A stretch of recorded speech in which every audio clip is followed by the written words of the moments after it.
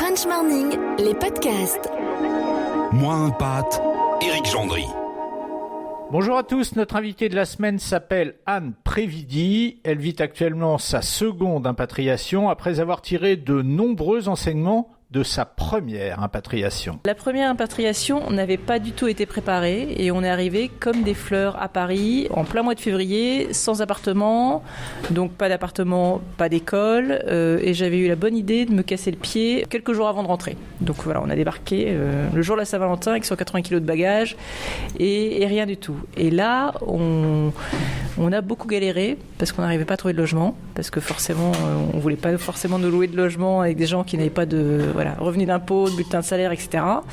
Et donc je me suis retrouvée avec mon pied cassé et avec mes deux enfants en bas âge à la maison dans un appart-hôtel pendant 2 mois. Et en 2008, la bonne crise au niveau emploi. Donc ça n'a pas été simple. Donc la deuxième impatriation, elle a été préparée pendant 1 an quasiment. C'est-à-dire qu'en septembre l'année dernière, j'étais déjà en train de travailler sur le sujet école, et ce qui est normal parce que j'ai pas du tout des enfants du même âge aujourd'hui. École, lycée et logement, je m'y suis prise des mois à l'avance. Donc on est arrivé super préparé. Ça n'empêche pas les déconvenues administratives, mais en tout cas ça les anticipe. On revient, je pense, dans un contexte d'emploi qui est différent, qui est meilleur aujourd'hui qu'il y a plus de 10 ans, je pense. Parce que je trouve que déjà, en 2008, quand on était sorti du système pendant quelques temps, on avait du mal à justifier qu'on soit parti, qu'on n'ait pas travaillé, même si on avait eu d'autres activités, c'était compliqué. On a l'impression que quand on avait été en marketing et dans les télécoms, toute sa vie, on serait estampillé marketing et télécom, on ne pouvait pas en sortir. Alors qu'aujourd'hui, il y a des gens qui ont créé leurs activités, qui se sont arrêtés, qui ont repris, on peut reprendre des études. Le marché est beaucoup plus ouvert aujourd'hui, je trouve. Après, c'est une impatriation que je trouve à nouveau pas simple, parce que une fois qu'on a passé l'euphorie de c'est chouette Paris, c'est beau, c'est sympa, on arrive dans un contexte social qui est difficile et qui n'est pas évident à expliquer à nos enfants qui avaient une vision de la France et de Paris, celle de leurs grands-parents et des vacances et de choses agréables. Donc ils sont un peu parfois surpris du climat violent qu'ils trouvent à Paris. Alors on va reparler justement de ce climat parce que vous êtes revenu à Paris au mois de juillet dernier, c'est-à-dire que vous n'avez jamais connu le calme à Paris quasiment depuis que vous êtes rentré. On va en reparler. Auparavant, je vais rebondir sur quelque chose que vous m'avez dit, 180 kilos de bagages. Oui. 180 kilos de bagages, quand on arrive quelque part, ça veut dire on installe toute sa maison. Enfin, ça me paraît énorme comme chiffre. Non, il y avait encore un container entier qui arrivait. Non, ça fait plus de 12 ans qu'on trimballe beaucoup de choses avec nous. Ce qui nous pose problème dès qu'on revient à Paris, parce qu'on n'a pas du tout l'espace qu'on a quand on est à l'étranger. Donc on entasse. Non, 180 kilos de bagages. Pourquoi ? Je sais pas. J'avais dû emmener tous les jouets de mes enfants, les vêtements que j'avais pu trouver. Enfin, non, je sais pas. C'était, totalement déraisonnable, mais on l'a fait. Mais question d'un Béotien, combien de temps on met à installer 180 kilos de bagages dans une nouvelle maison, un nouvel appartement ?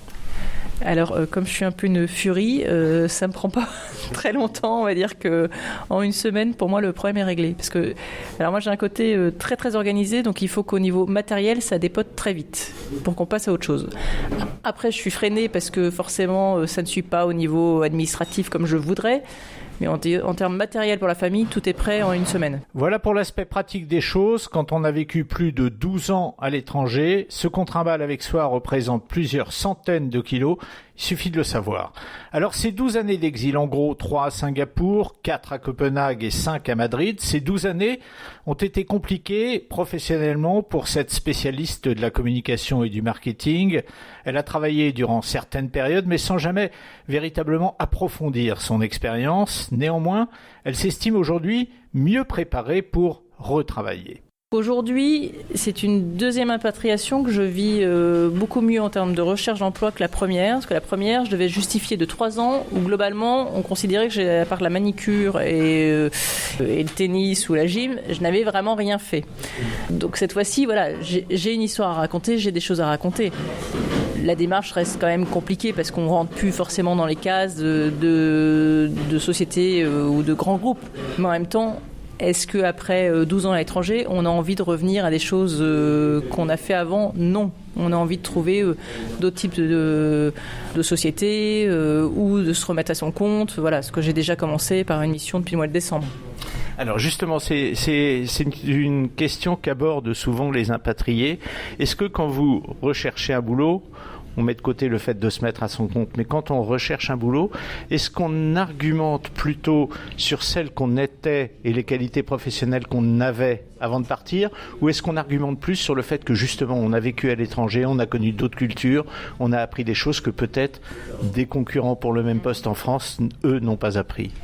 Ah oui, je pense qu'on a tout intérêt à, au-delà de nos compétences professionnelles classiques, à beaucoup miser sur des qualités, des savoir-faire et des savoir-être qu'on a pu acquérir à l'étranger. Donc on parle tout le temps de l'adaptabilité, on va parler du fait qu'on est super flexible, qu'on est un peu le couteau suisse en entreprise, parce qu'on a dû avoir plein de casquettes à l'étranger. Cette petite musique qu'on a depuis quelques mois en France, selon laquelle les créations d'entreprises se gonflent en ce moment, que le chômage diminue, est-ce que quelqu'un qui arrive après avoir passé des années à l'étranger, il le ressent, ça ?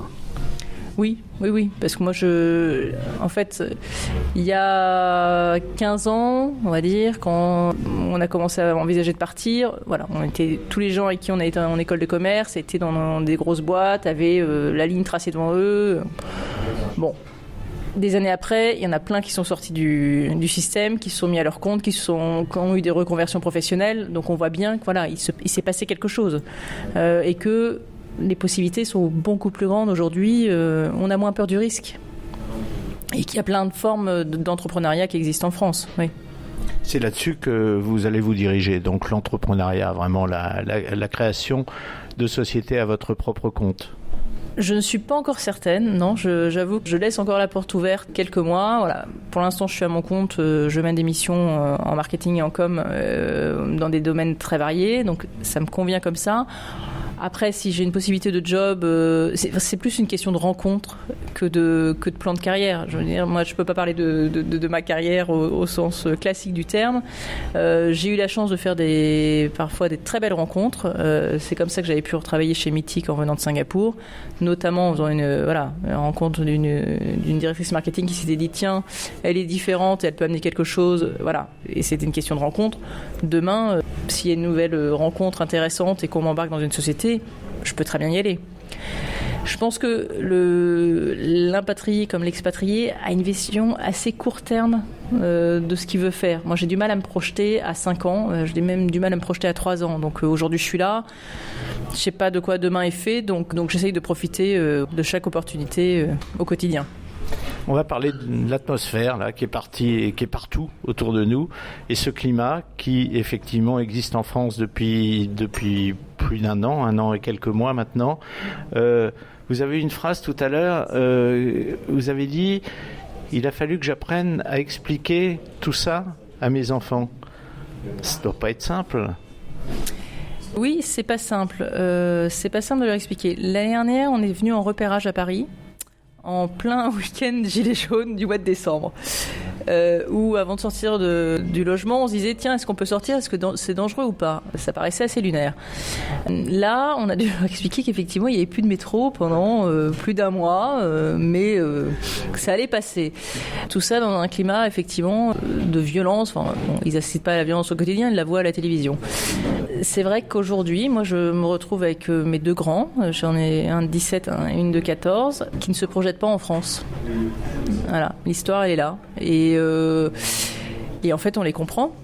C'est pas forcément qu'on va les pousser à partir de gaieté de cœur, mais on peut comprendre qu'après avoir goûté à autre chose, après avoir goûté certes à une vie très policée à Singapour, à un climat social toujours en harmonie au Danemark et à une vie très agréable en Espagne, je peux comprendre qu'ils aient du mal à se projeter à Paris et qu'ils souhaitent d'abord partir étudier à l'étranger. Oui. En fait, c'est autant les bonheurs de l'expatriation que le climat un peu douteux de l'impatriation qui a mis cette idée dans la tête de vos enfants. Finalement, ça veut dire, si on résume, ça veut dire qu'aujourd'hui, la France, c'est moins bien qu'ailleurs ? Je n'aime pas dire ça, parce que c'est pas sympa pour ceux qui pourront pas jamais en partir et qui y sont. Mais c'est vrai que oui, on se pose un peu des questions. On se pose un peu la question de est-ce qu'on a vraiment envie de se réinstaller pour longtemps ici, oui. Anne Prévidi était l'invitée de Moins un Pâte cette semaine, un pâtrier qui ne le restera peut-être pas bien longtemps, un podcast en tout cas que vous pouvez réécouter ici même ou sur iTunes. Bonne semaine, salut.